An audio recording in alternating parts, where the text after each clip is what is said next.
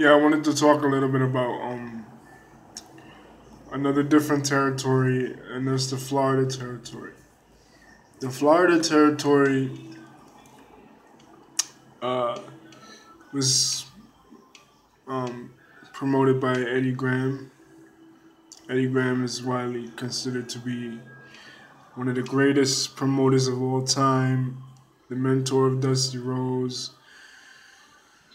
the mentor of Bill Watts, the mentor of countless Paul Heyman by proxy, Triple H in NXT now by proxy because of Dusty. Dusty mentored these two other guys, Heyman and Triple H, and now. But the mentor of Eddie Graham was Dory Funk Sr. When Eddie Graham was a wrestler, he wrestled in the Amarillo territory and under Dory Funk Sr. So, but anyway, the Florida territory was big in the '70s. It wasn't big until Dusty Rhodes put the territory on the map in the '70s. So much so that it enabled him to become the NWA champion.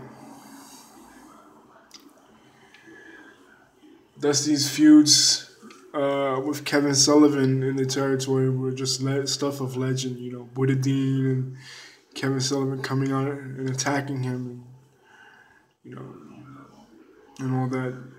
People down in Florida, people down in South Florida, you know, much like people in Georgia will talk about Wildfire, Tommy Rich, or Tony Atlas, or people in New York will talk about Bruno, people in California will talk about Chavo Guerrero Sr.,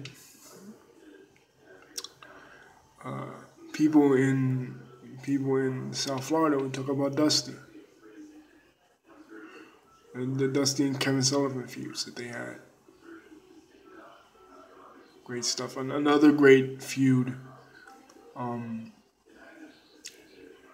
in the area was the Funks versus the Briscoes.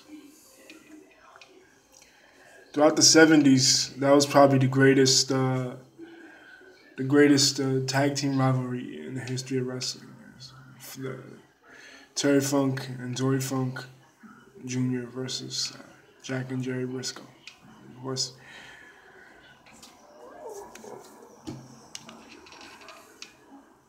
legendary feuds in Florida. Another great time in Florida was 1972, I believe. 1978 was coming down after he left New York, after he left WWF.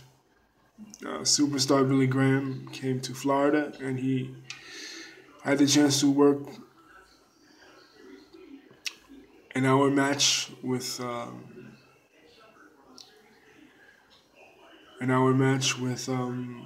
NWA champion Harley Race. Well, matter of fact, no, scratch that. This was one of the examples of Vince Sr.'s workings with different territories. Because Vince Sr. was different from his son. Vince Sr., had a lot of respect for the NWA. His organization started off in the NWA, so a lot of times, he would bring the NWA champion, and he brought Dusty in when Dusty was hot in Florida. He brought Ric Flair in 1981 to work with Backlund. They go to a draw, whatever, but on several occasions, including one in 1965 when he tried to bring in Lou Thesz to have a unification match with Bruno. That didn't work out, but,